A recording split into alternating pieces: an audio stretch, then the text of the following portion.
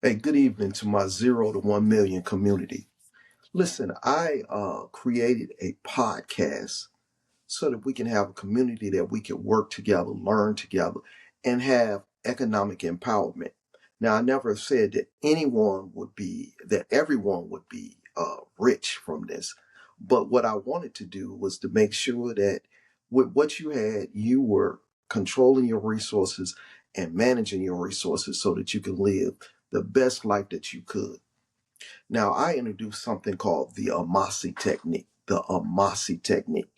and I strategically did my first six chapters, episodes, I'm sorry, my first six episodes where we were talking about the Amasi technique. The first episode of the podcast was the light bulb turned on, and that kind of went over the two A's, awareness and action. The second episode was managing your financial kingdom, managing your financial kingdom. And the next one was find a mentor to build wealth. And that was the M. The next chapter was get in the lab and perfect a plan. Get in the lab and perfect a plan. The next one was let's build income streams. Let's build income streams. That was number 5. The circle of invest the circle of investing for wealth was number 6. And I particularly did those things in order so that you could get the Amasi technique. Now, I wanted to make sure that everybody kind of had this and was kind of thinking about what I was going to do next. And a kid called me. He said, I've read your book, 0 to 1 million. I've heard all of your episodes. And I think I got a good base, but I got a couple of questions, was wondering if we could speak. And I got an idea. I said, why don't I call my next episode The Foundation, The Foundation, and let college kids like him ask me questions who have read my book and have heard all 6 episodes of the podcast. So I hope you will look forward to episode 7. I'm calling it The Foundation, where I'm allowing these kids to interview me and ask the questions that they may have to make sure that they've got a firm base on things before they graduate from college. And that's what I wanted to do. That's one of my goals. So tune in to episode 7 and make sure you go back and listen to those first 6 episodes to get a foundation for the Amasi technique. The Amasi technique. God bless. Family. I have today with me a couple of young men that I have come to know over the years, Alabama A&M, and they are some great students, great people, and I have been mentoring them, and they read my book and listening to the podcast.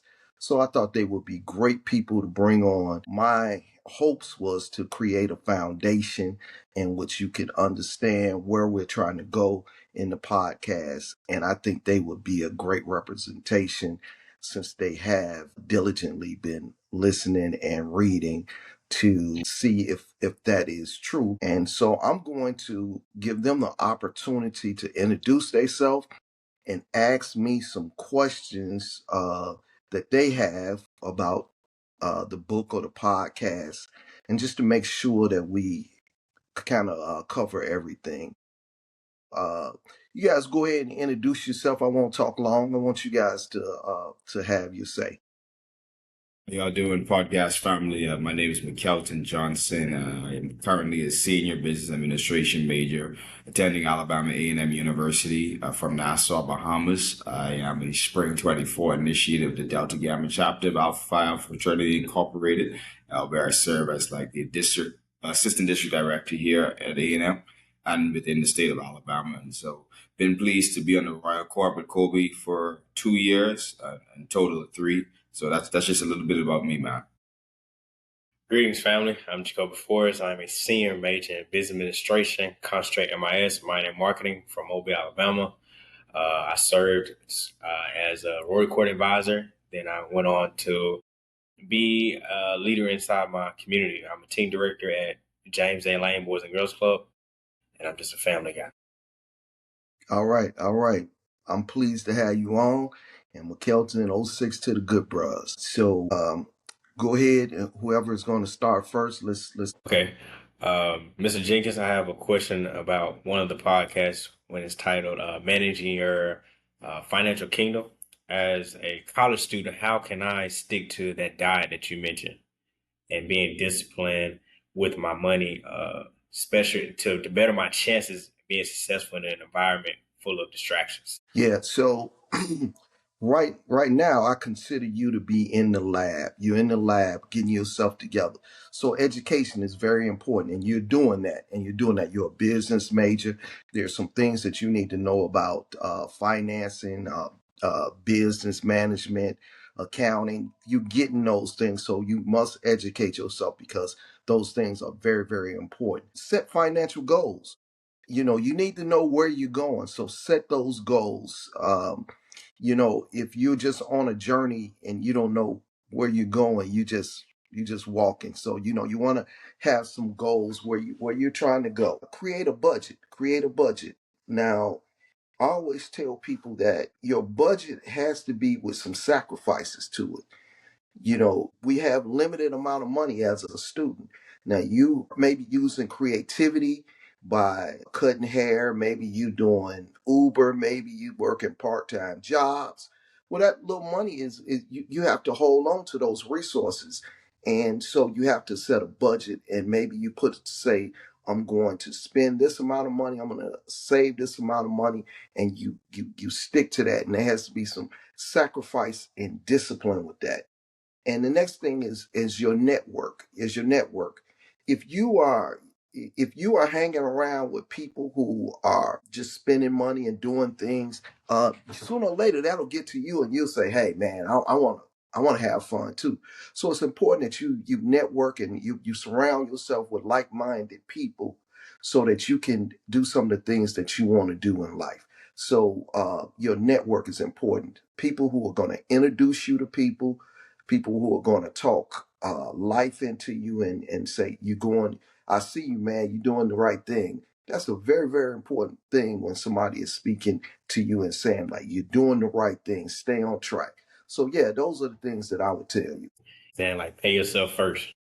In your book, when you faced a big, huge obstacle, when the drug dealers were doing business on your block, on your property, how important is emotional intelligence when it comes to life, adversities, and the journey you take trying to pursue what you want to do, and you're faced with a difficult obstacle? Yeah, I knew somebody was going to ask me something about the book, so I had to go back and read over the book again myself. But so you know, the things that we learn as kids in the schoolyard, like if somebody tries to take your nickel from you and you'll fight, and you know, you have to advance. Emotional intelligence is about you advancing to the next stage and understanding that you've got a lot more to lose than to be doing some of the stuff you were doing in the schoolyard. So I always tell people, every thought and impulse that comes to your head does not mean that you have to act on them. That's emotional intelligence when you have grown to that point where you learn about conflict resolution, and there's an easier way to do this than to fight and slug it out like we did in the schoolyard, because I've got money now, this guy might try to sue me. And so emotional intelligence is a very important part of that growth.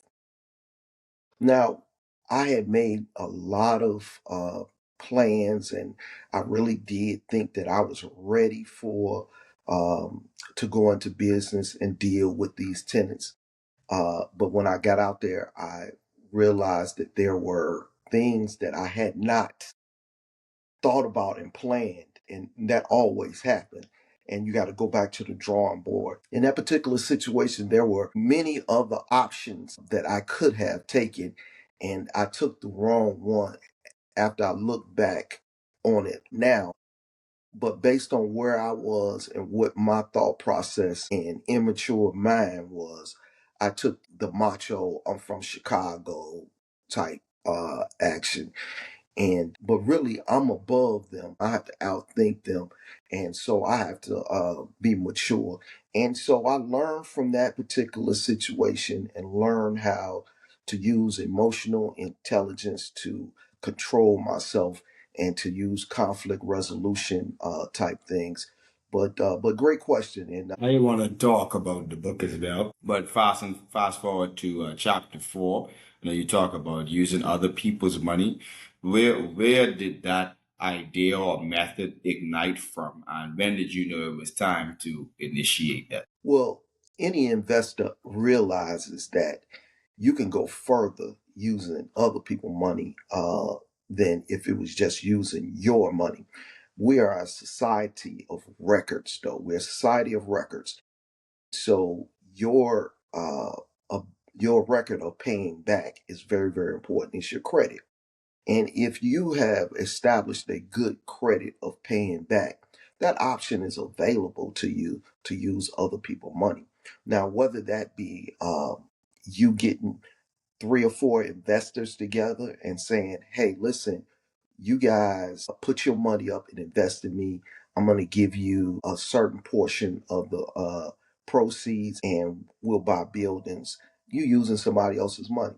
You may be going to a bank and saying, hey, I have great credit and I'd like to purchase a building, and they're going to look at your credit and you'll have to put a certain percentage down, 20% or whatever. But of course, if you can use 75, 80% of the value of that building with somebody else's money, you are getting ahead big time. But that is very, very important to be able to understand that in order to maximize and have grow exponentially, you're going to have to be able to use other people's money and understand that your financial ability to pay, that you have shown that and you can go and get other people money is very, very important. So I always tell people your credit is so important. If you don't have good credit, you're very limited in what you're going to be able to do.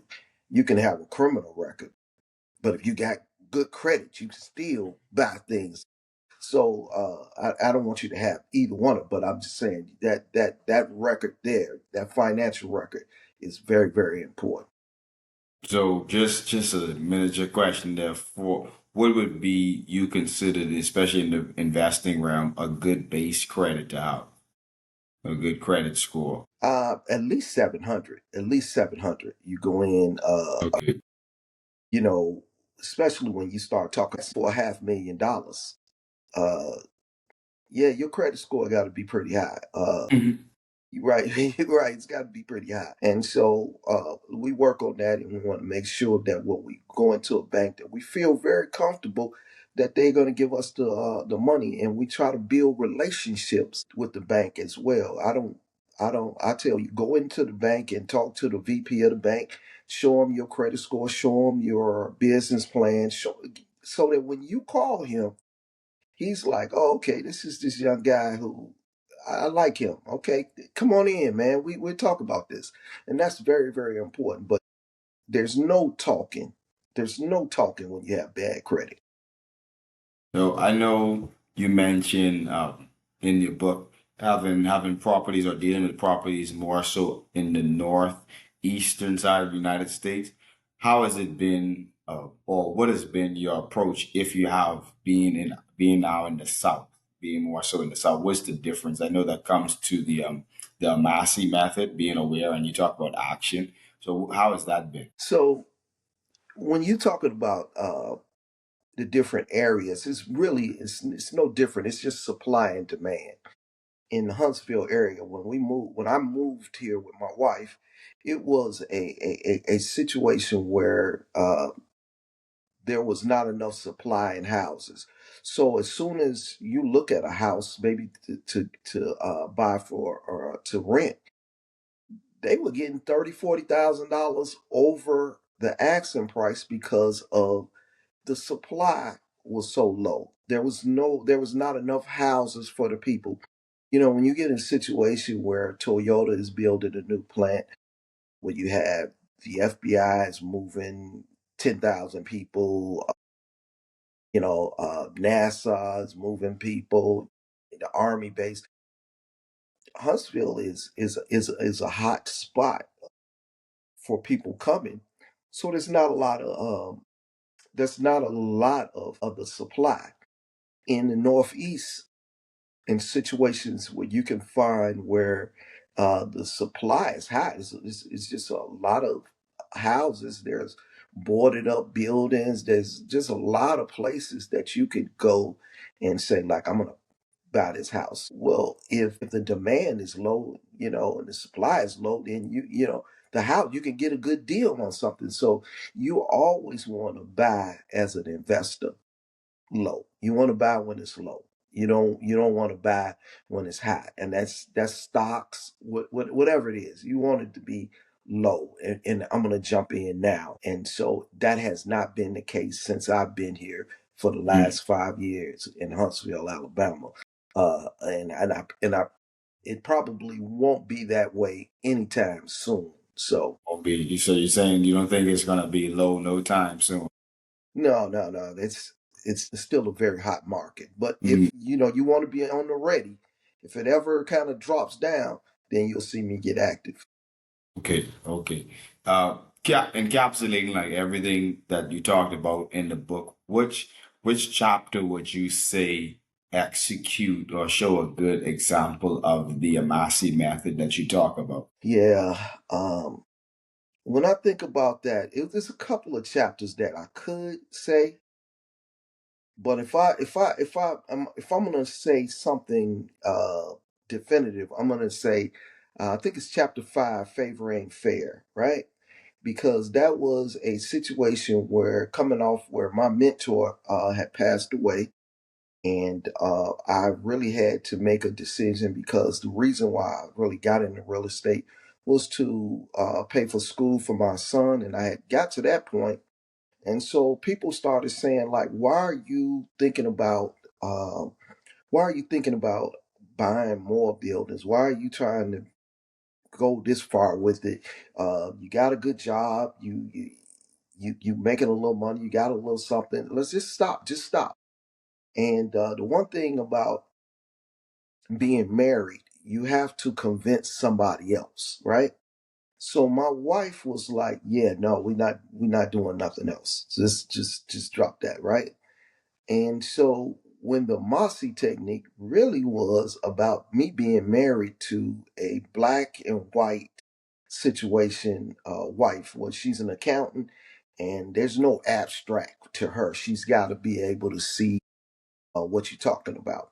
So the Mossy technique was me really, really planning, showing her how I had planned, how I was ready for this, and how I could do this.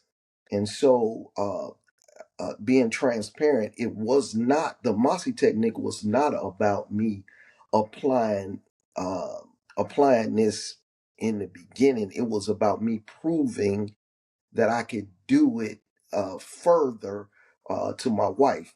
And Mm. once I was able to prove to her that I could do it and move forward, and I was able to, I went from probably 11 units to 34 units in about 18 months after I really, really decided. So after that, I said, yeah, well, this Amasi technique, maybe I can say that's something because it was something that I used to really persuade my wife to be able to say, so to show her that, hey, this is something that can be done. What with all of the units you talk about, and just a side question, what would you say may have been your favorite unit to manage or even develop? It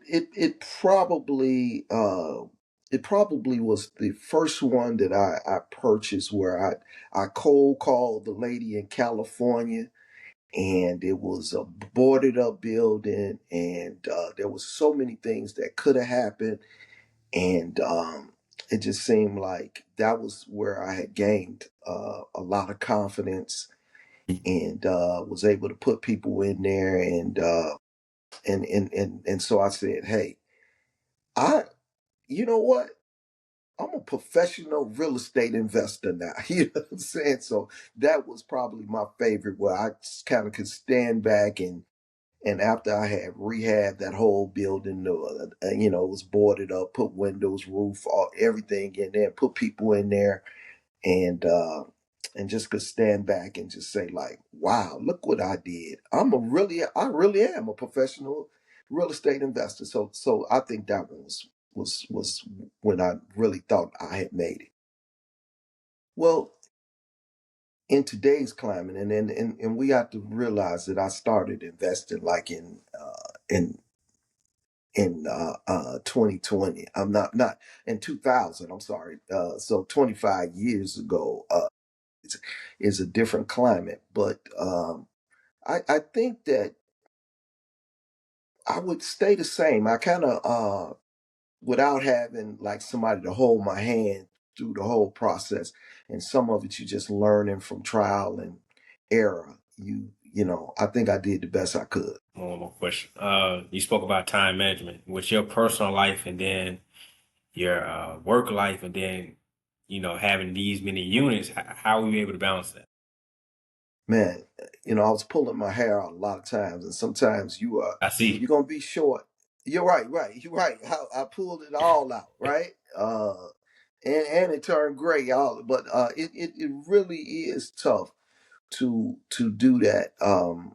You're gonna miss some things. There's gonna be some plays you miss at school.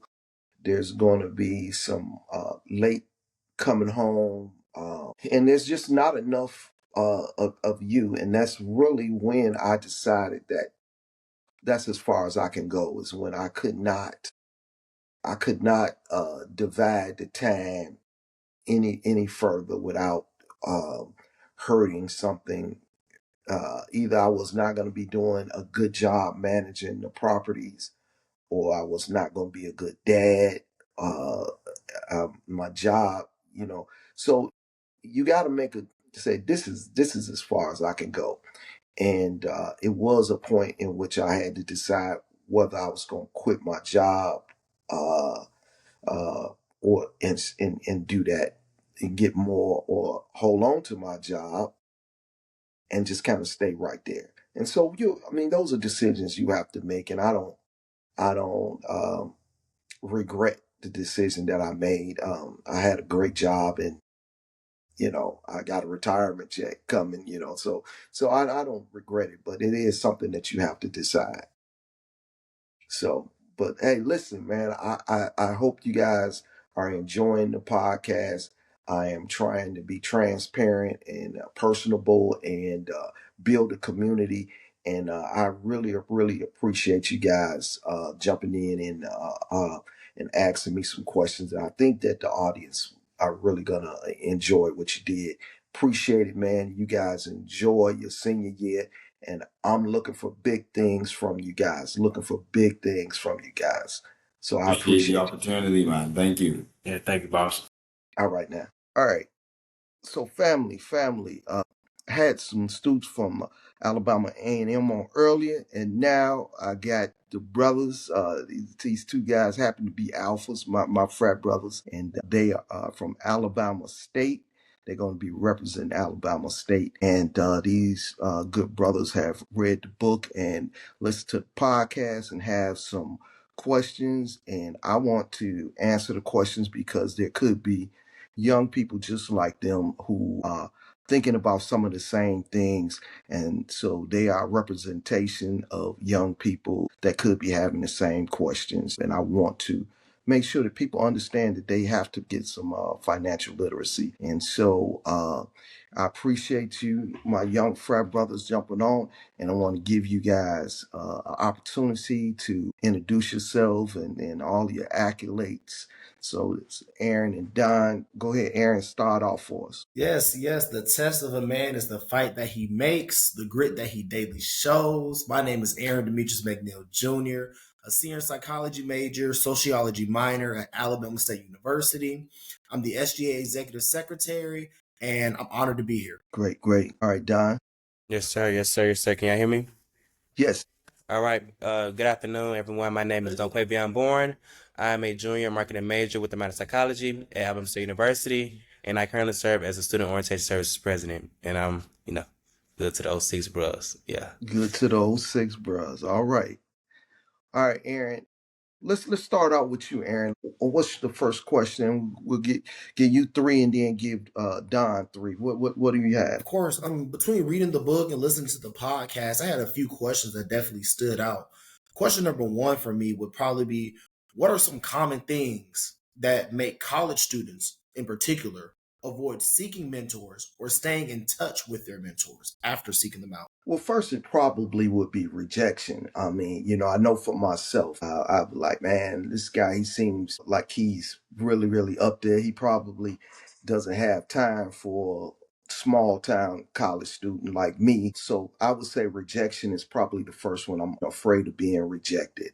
Lack of confidence in myself. If I go up to him, what would I say? Would I come off as somebody he should take serious? So I would say lack of confidence, uncertain in his expectation. What if he asks me a question and if I'm not a 3.8 GPA, is he gonna blow me off then? What is he expecting of me? What I don't know that, so I'm afraid of that, and so I don't want to cold come up to him, anything like that. And then, with keeping in touch, if you had one, you're in college, so time constraints for you. You got classes, you got organizations that you in, got girlfriends and personal stuff going on. And sometimes it can be a time, between you getting in touch with them and stuff like that. And they understand that, but those are some of the things that I think kind of and you got to overcome that. You just got to overcome that, because you never know until you walk up to the person. And it's just like, if you a girl, you don't know what she gonna say until you walk up to her. So you can't be afraid. You got to, so it's just the same thing. You just got to go up to them and present yourself and say, hey, I'm worthy of your time now, and be confident in yourself. But yeah, that's so, yeah, I hope that answered your question on that one. Brother Jenkins, that answered it perfect. That was beautiful. Next up, I know when I was listening to the podcast, especially when you started talking about the Amish say, but it was what stuck out to me in particular was definitely like for families, especially families living paycheck to paycheck. What does it look like for them to save? Yeah. So Masi is just, the different letters. I just kind of put it together. But what does it look like for them to save? When you paycheck to paycheck, and I have been there, and that's one of the things that I try to keep people from being, especially when you look at what just happened with the government shutdown and all these people. That's kind of what put them, in the trouble they're in. But it looks like small, consistent changes. You'll hear that word consistent and disciplined quite a bit from people who have been able to get some wealth, as being consistent. And I don't care if it's $10, if it's just $10. And another word is sacrifice.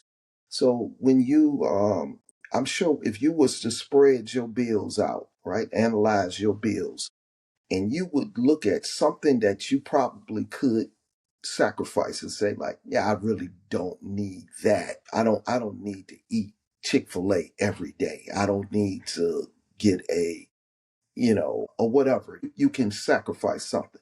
And so that's something that you have to do. When I was paycheck to paycheck, we had two cars, and we went down to one car for a little while. And that was a way for me to put a little more money back. And so, sometimes you have to take one step back to go two steps forward. And so I cut out some things and looked at some things. We were going out to dinner quite a bit. Said, hey, we're going to have to start cooking at home and not going out to dinner. So look for some things to cut, and then be consistent, disciplined, and keep going. And the next thing you know, you got a little pocket change, you got a little something put back. And that's what you want to do. It's not going to be, I always tell people you eat an elephant one bite at a time. You don't eat them whole. You eat it one bite at a time. And so you can eat an elephant now, but it's going to be in small increments because we just got to do it that way. And understand that what your goal is and set that goal. And another thing that I will say is that look at something that you have been successful in, and just kind of draw on that. Let's just say if you wanted to lose 15 pounds for something, and you say, I did this, and this, and I was consistent, I was diligent, I was disciplined, I didn't do this and this and that, and you lost the 15 pounds, and then you say to yourself, I mean, I can do stuff like that. I've been successful before. And that's what people need to do is, look at something that they've done before and say, this is pretty much the same thing. I can be successful.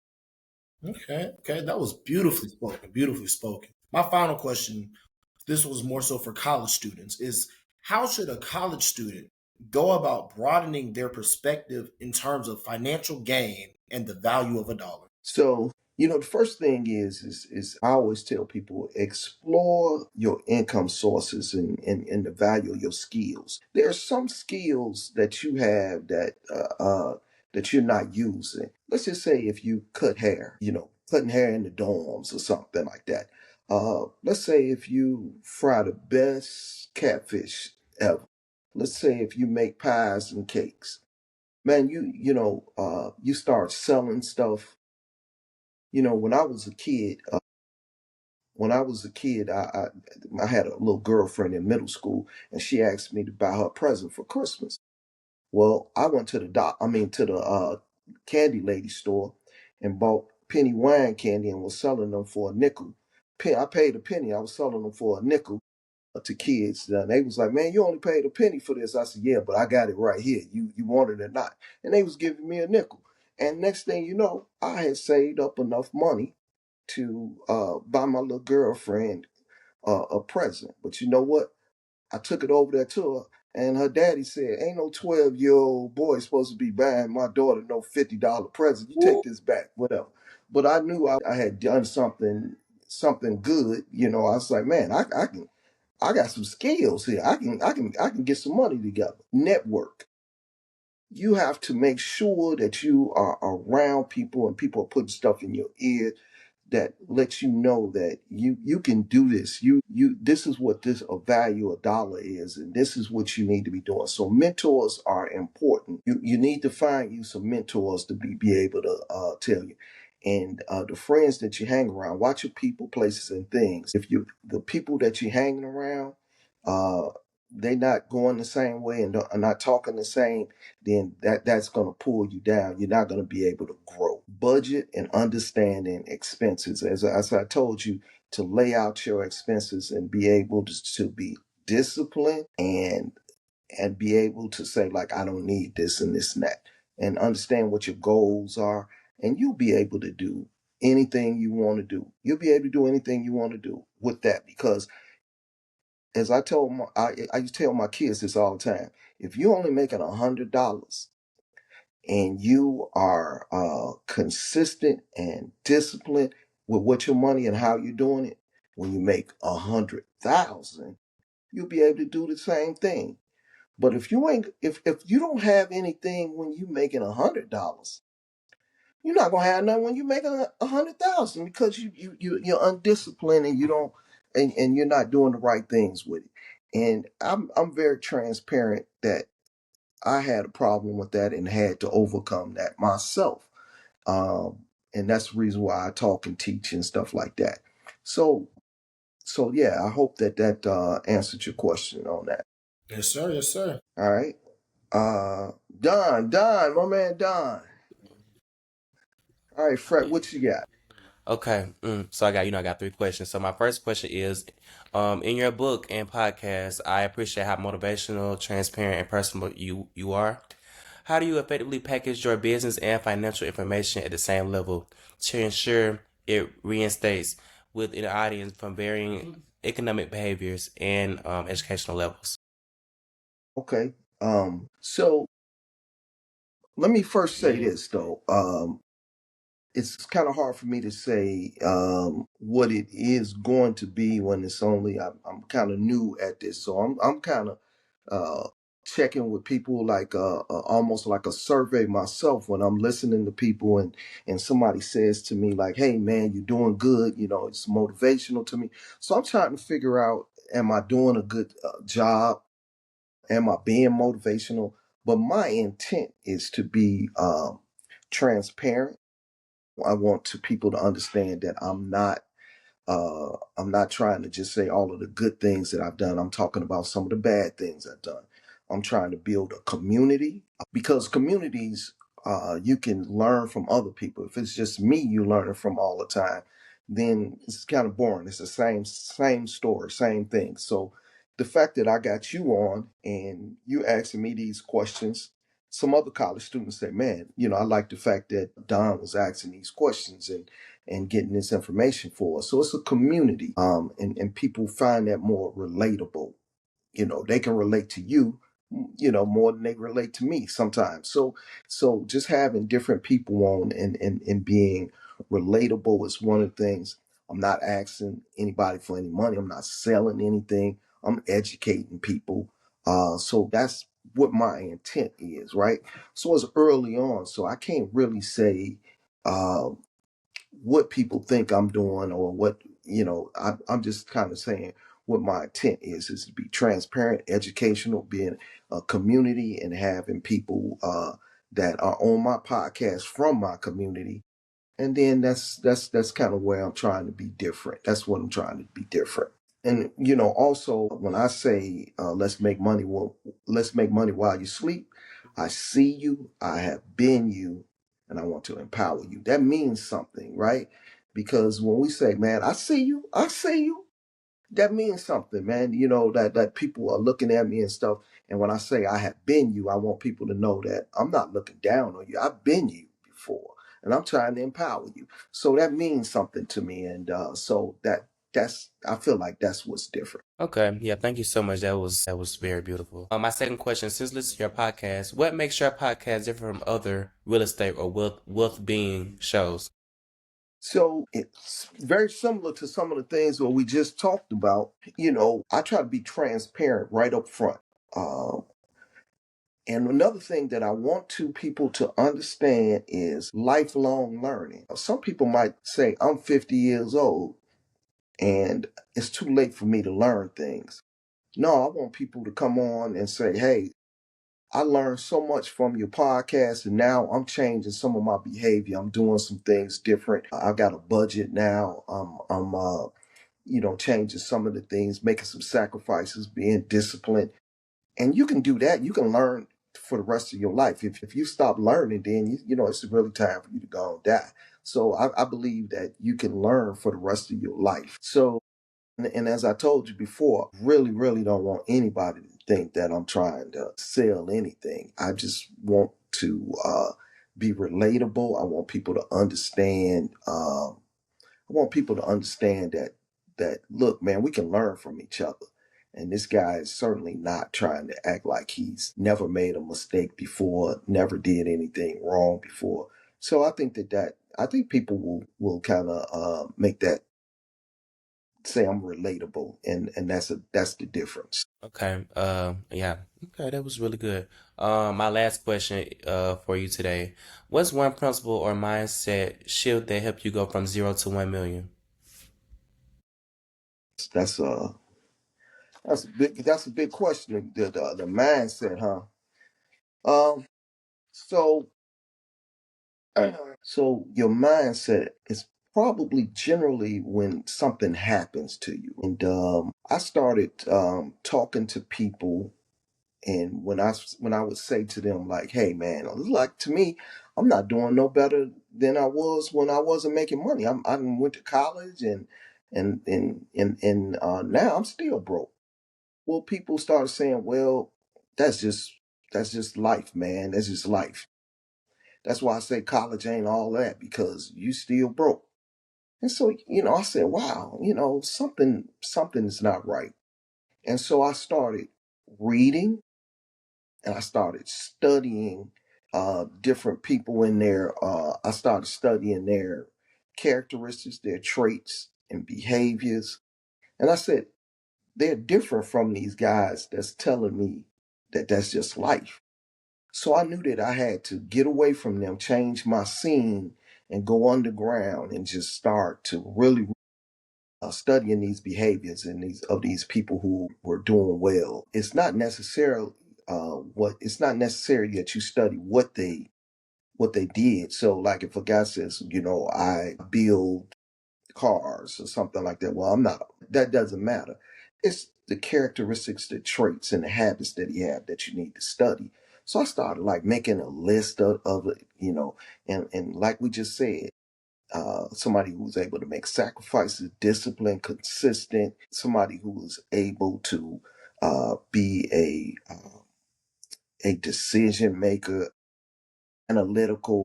Some of those things that I was looking at, I was just writing them down and studying them and saying to myself, this is how I'm going to get better. This is how I'm going to get better.